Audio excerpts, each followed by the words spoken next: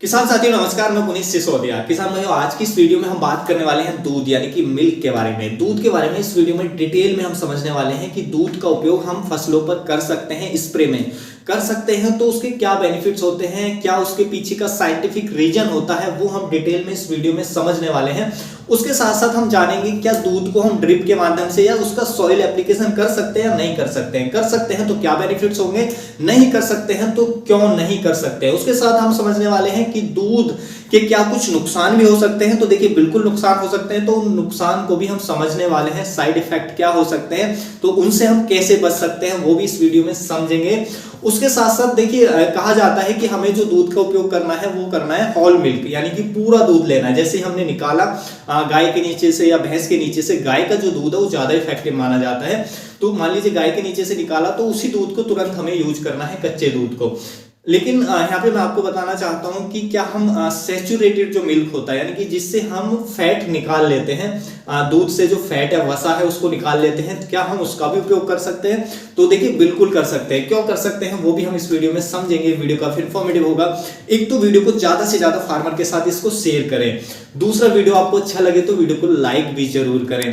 तो चलिए जानते हैं दूध के बारे में डिटेल इंफॉर्मेशन। सबसे पहले हम जानते हैं कि दूध के अंदर होता क्या क्या है, तो वो आपको समझना चाहिए। देखिए, दूध के अंदर जो जो चीजें होती हैं, पहला उसके अंदर होते हैं कार्बोहाइड्रेट्स। दूध के अंदर कार्बोहाइड्रेट्स होता है, प्रोटीन होता है दूध के अंदर कैल्शियम होता है, दूध के अंदर विटामिन होते हैं, विटामिन B2 होता है, विटामिन A होता है, विटामिन D होता है, विटामिन K होता है दूध के अंदर। उसके साथ साथ दूध के अंदर जो हमारा कैल्शियम, मैंने बताया कैल्शियम होता है। दूध के अंदर फास्फोरस होता है, कम मात्रा में होता है, लेकिन फास्फोरस भी दूध के अंदर हमें देखने को मिलता है। मैग्नीशियम दूध के अंदर होता है, यानी कि कुछ मिनरल्स भी दूध के अंदर होते हैं जो प्लांट्स को जिनकी आवश्यकता होती है।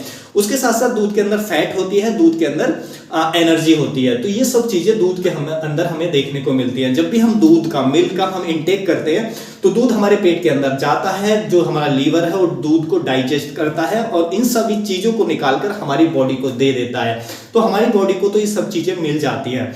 लेकिन क्या अब हम इसका स्प्रे जो हमारी फसल है, प्लांट्स है, उस पर कर सकते हैं? क्या उस पर भी ये सब चीजें उसको भी मिलती हैं, उसको भी ये मिलने के बाद कुछ बेनिफिट्स होता है या नहीं होता है, वो हम समझते हैं। तो देखिए, दूध का जो स्प्रे है आप बेशक अपने फसलों पर कर सकते हैं। बेनिफिट्स आपको जरूर देखने को मिलेंगे और इसके बहुत सारी स्टडी भी हुई है जिनके माध्यम से ये बताया जाता है कि हाँ, हम दूध का जो स्प्रे है वो ले सकते हैं। दूध जो है हमारा एंटी फंगल वर्क करता है हमारी फसलों पर, यानी कुछ रोगों को कंट्रोल करने में इफेक्टिव पाया गया है। कौन कौन से रोगों को, आगे वो भी हम डिटेल में समझने वाले हैं। हमने भी दूध का उपयोग किया है तो इसके बहुत पॉजिटिव रिजल्ट मिले हैं। क्या, जब भी आप दूध का अपनी फसलों पर स्प्रे करते हैं तो एक तो फाइटोटॉनिक इफेक्ट आता है, यानी कि फसलों पर एक हरा प्रभाव आता है, ग्रीन प्रभाव आता है। आप देखेंगे जब भी आप उपयोग करेंगे कि आपकी जो फसल है आपको ग्रीनिश देखने को मिलेगी।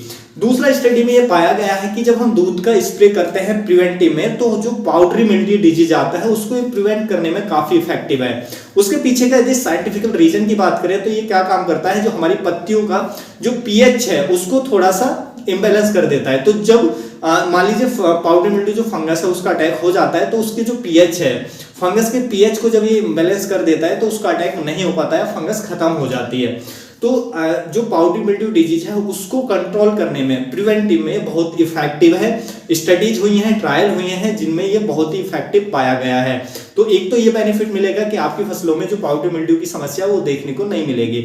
जब भी आप कोई फसल लगा रहे हैं और उसमें वेदर बन रहा है कि अब पाउडरी मिल्ड्यू आज आ सकता है, तो आप प्रिवेंटिव में दूध का स्प्रे स्टार्ट कर दें, तो आपको जो पाउडरी मिल्ड्यू जो डिजीज है वो देखने को नहीं मिलेगा। कितने दिन में कर सकते हैं प्रिवेंटिव में? 7 से 10 दिन में एक बार आप स्प्रे ले सकते हैं।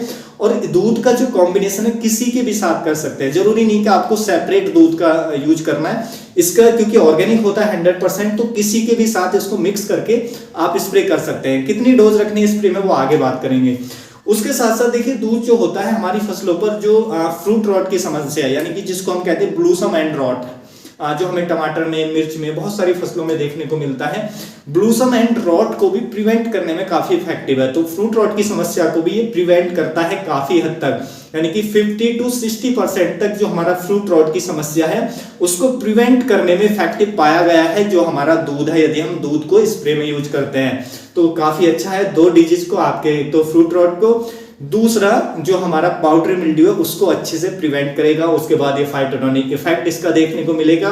प्लांट को कुछ मिनरल्स मिलेंगे जिससे फाइटोटॉनिक इफेक्ट हमारी फसलों पर देखने को मिलता है। तो आप इसका उपयोग कर सकते हैं और बेनिफिट्स ले सकते हैं। स्प्रे में काफी फायदेमंद होता है और किसी के भी साथ आप इसका कॉम्बिनेशन कर सकते हैं, कोई दिक्कत नहीं है। कितना स्प्रे करना है वो जान लेते हैं। डोज क्या रखनी है स्प्रे में, 15 लीटर का टैंक है तो उसमें 1 लीटर आपको डालना है, यानी कि 1 लीटर दूध को 15 लीटर पानी के अंदर डाल करके आप स्प्रे कर सकते हैं। सवाल उठता है क्या हमको होल मिल्क लेना है, यानी कि जो पूरा दूध जैसे हमने कच्चा निकाला वो पूरा का पूरा दूध लेना है, जो सैचुरेटेड मिल्क है जिसमें से हम फैट या वसा को निकाल लेते हैं, क्या उसका भी उपयोग कर सकते हैं? तो देखिए आप बिल्कुल उसका भी उपयोग कर सकते हैं, कोई दिक्कत नहीं है। उसमें से क्या है, हमने केवल फैट निकाला है, वसा निकाला है, वो भी काफी इफेक्टिव होता है। देखिए हम जो छाछ का उपयोग करते हैं, छाछ बहुत ही अच्छी एक फंजीसाइड के तौर पे जाना जाता है ऑर्गेनिक में, और हमने इसके रिजल्ट लिए हैं। देखिए हमने छाछ का उपयोग अपनी फसलों पर किया है तो ये इंसेक्टिसाइडल प्रॉपर्टीज होती है, इसके अंदर बैक्टीरियासाइडल प्रॉपर्टीज होती है जो छाछ होता है, और उसके अंदर जो फंजीसाइडल प्रॉपर्टीज है वो भी देखी जाती हैं। तो बहुत अच्छा इसका हमने रिजल्ट देखा है। छाछ पे एक सेपरेट वीडियो में बनाऊंगा क्योंकि हमने इसके रिजल्ट लिए हैं। बहुत अच्छे से इसने इंसेक्ट को कंट्रोल किया है। सर्दियों में जो पौधे की ग्रोथ है वो एकदम अच्छी देखने को मिली और नई पत्तियां हमें देखने को मिली। जो हमारा पौधा एकदम शॉक में चला गया था, स्ट्रेस में चला गया था सर्दियों के कारण, बैंगन का प्लांट, तो उसमें बहुत हरापन हमें देखने को मिला। तो छाछ बहुत अच्छा काम करता है। लेकिन छाछ में से हम क्या है कि फैट हम निकाल लेते हैं, वसा हम निकाल लेते हैं, उसमें से मक्खन निकाल लेते हैं, लेकिन फिर भी वो बहुत अच्छा काम करता है। क्यों काम करता है वो जो छाछ का वीडियो आएगा उसमें हम सेपरेटली समझेंगे। तो आप दूध का स्प्रे में यूज करके बहुत बेनिफिट्स ले सकते हैं, बहुत ही फायदेमंद ही रहता है। अब सवाल उठता है क्या दूध को हम सॉइल में दे सकते हैं, इसका सॉइल एप्लीकेशन कर सकते हैं? तो देखिए हमने आपको पहले बता दूं कि हमने अभी तक दूध का सॉइल एप्लीकेशन नहीं किया है, लेकिन जो मैंने इस पे स्टडी की है, अध्ययन किया है, उसमें पता चलता है कि जब हम दूध को सॉइल में देते हैं, सॉइल में देने के बाद ये जो चीजें हैं इसके अंदर जो भी होता है, प्रोटीन होता है, कैल्शियम होता है, या हमारे इसके अंदर विटामिन होते हैं, जो भी इसके चीजें, जो भी मिनरल्स होते हैं वो हमारे प्लांट को नहीं मिलते हैं डायरेक्टली। जैसे ही हम इसको दूध में देते हैं तो पहले जो हमारी सॉइल के बैक्टीरिया है वो इसको डिकम्पोज करेंगे, डिकम्पोज करके इसको फिर इसका मिनरलाइजेशन करेंगे, यानी कि जो इसके अंदर मिनरल्स हैं उनको उस रूप में लाएंगे जिस रूप में प्लांट को चाहिए। जैसे कि प्रोटीन के अंदर क्या होता है, नाइट्रोजन होता है। दूध में प्रोटीन है तो प्रोटीन किससे बनता है, नाइट्रोजन से बनता है। तो वो प्रोटीन से वो नाइट्रोजन को ब्रेक करेंगे बैक्टीरिया, वो निकाल करेंगे, फिर उसको नाइट्रेट फॉर्म में लाएंगे।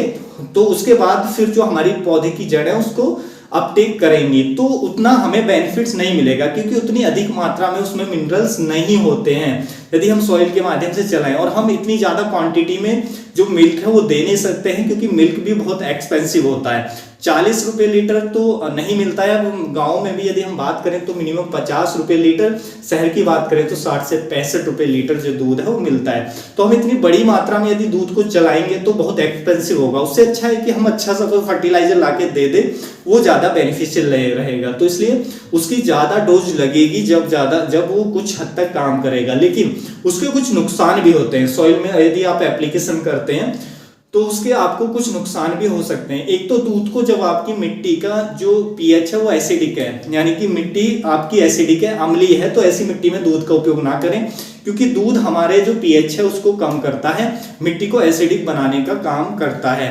तो आप जैसे हमारी हाई पीएच सॉइल है तो आप उनमें उपयोग करते हैं तो आप कर सकते हैं। और किसी किसान भाई ने यदि इसके बेनिफिट्स लिए हैं तो हमें कमेंट में जरूर बताएं क्या इसके रिजल्ट्स आते हैं। आपको जो ड्रिप के माध्यम से देने से या सॉइल एप्लीकेशन करने से आपको इसके अच्छे रिजल्ट मिले हैं या नहीं मिले हैं। दूसरा देखिए, जब आप सॉइल एप्लीकेशन करते हैं, आप मिट्टी में जो दूध है वो देते हैं, बहुत सारी फसलें ऐसी होती हैं कि वो एल्कनिटी को पसंद करती हैं, यानी कि वो एल्कलाइन नेचर की होती है, हल्की एल्कलाइन सॉइल होती है, उसको पसंद करती हैं। मान लीजिए आप किसी ऐसी फसल में दे रहे हैं जिसको एल्कनिटी पसंद है और जो दूध का नेचर है वो एसिडिक है, तो वो जैसे ही प्लांट्स में आप देखिए आप सॉइल में चलाएंगे तो क्योंकि हम सॉइल में बहुत ज्यादा पानी जाता है तो आप कितना दूध चला सकते हैं, ज्यादा से ज्यादा 5 लीटर 10 लीटर, तो डाइल्यूशन हो जाएगा, उसका उतना इफेक्ट नहीं आएगा। लेकिन आप जैसे ड्रिप से दे रहे हैं तो ड्रिप से क्योंकि पौधे की जड़ में ही वो पड़ता है, ड्रिप के माध्यम से आपने पानी में डाइल्यूट किया, कुछ पानी में हम डाइल्यूट करेंगे 1000 लीटर 500 लीटर में, उसके बाद आप ड्रिप से दे रहे हैं तो वो जो दूध है पौधे की जड़ में जाएगा तो उस एरिया में वो एसिडिटी को इंक्रीज करेगा। तो वहां पे यदि आपकी फसल ऐसी है जो एल्कनिटी को पसंद करती है तो वहां पे दिक्कत आएगी, फसल की ग्रोथ अच्छी नहीं आएगी। तो ये समझना पड़ेगा आपको देने से पहले क्या जो हमारी फसल है वो एसिडिटी को पसंद करती है, तब आप दूध का उपयोग कर सकते हैं। तो वहां पे कितना बेनिफिट्स होगा मैं नहीं जानता प्लांट को, लेकिन हाँ हो सकता है कि बैक्टीरिया को कुछ बेनिफिट्स वहां पे हो सकता है, बैक्टीरियल जो ग्रोथ है वो बढ़ सकती है, और बैक्टीरियल ग्रोथ जो बढ़ेगी तो उससे जो हमारे पोषक तत्व हमारी फसलों को इजीली मिल पाएंगे। जो पोषक तत्व इजीली मिल पाएंगे तो प्लांट की ग्रोथ अच्छी आ सकती है, लेकिन हमने अभी इसका उपयोग नहीं किया है, वो उपयोग करके हमें देखना पड़ेगा। तो दूध को आप डायरेक्ट चलाते हैं तो एक तो जो आपकी एसिडिक सॉइल है उसमें आप दूध का उपयोग बिल्कुल भी ना करें, लेकिन जो स्प्रे के माध्यम से आप इसका उपयोग बेझिझक कर सकते हैं, किसी के भी साथ इसका कॉम्बिनेशन करके आप उपयोग कर सकते हैं। 100% ऑर्गेनिक होता है, बेनिफिट्स आप देख सकते हैं, अच्छे बेनिफिट्स आपको देखने को मिलेंगे। तो स्प्रे में आप बेझिझक यूज कर सकते हैं। स्प्रे में हमें 15 लीटर में 1 लीटर डाल के स्प्रे करना है, तो उससे आपको काफी अच्छे बेनिफिट्स अपनी फसलों पर देखने को मिल जाएंगे। कल का जो मैंने एक वीडियो बनाया था उसमें आपको फास्फोरिक एसिड के बारे में बताया था, तो एक किसान साथी ने कमेंट किया था कि जो फास्फोरिक एसिड है मैं वीकली चलाता हूं, यानी कि हर हफ्ते चलाता हूं, इससे कुछ नहीं होता है। तो उन किसान साथी को मैं बताना चाहता हूं कि तो फास्फोरिक एसिड को आप हर वीक चलाएंगे, वीकली चलाएंगे, तो इससे आपकी जो माइक्रोब्स है वो नष्ट हो जाएंगे। क्योंकि जब आप हर वीकली जो फास्फोरिक एसिड चला रहे हैं तो एक तो आपकी मिट्टी बहुत ज्यादा एसिडिक हो जाएगी, ज्यादा एसिडिक सॉइल में भी जो माइक्रोब्स है वो अच्छे से वर्क नहीं कर पाते, और जब आप वीकली चला रहे हैं जो फास्फोरिक एसिड है तो उससे क्या है कि उससे डायरेक्टली माइक्रोब्स को भी नुकसान पहुंचेगा, इससे आप अपनी मिट्टी का नुकसान कर रहे हैं, आपकी मिट्टी बंजर हो जाएगी।